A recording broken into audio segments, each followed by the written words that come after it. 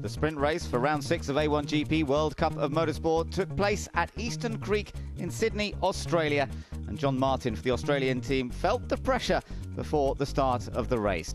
Team France led away at the rolling start on a bone-dry track. Switzerland chased after them, so did South Africa. Everyone jostled for position through the first couple of corners, and Team Lebanon was busy trying to make up places from the very back of the grid. Team Pakistan, unfortunately, became the first victim of the concrete wall under race conditions, and lots of people were locking brakes in their attempts to move up the order. Australia ran wide, but then the rain started to fall, and we saw a few more mistakes. Switzerland lost the place to South Africa. That was for second, but then South Africa made this mistake, spinning off on the now very damp, very slippery circuit, and Portugal were the next one to fall victim to tricky conditions.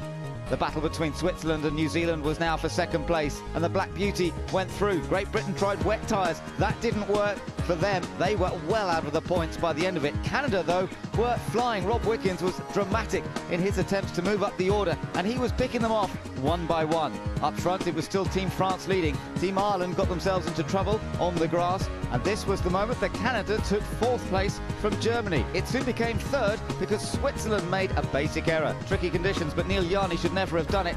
He fell off the track and dropped down to finish in 10th position.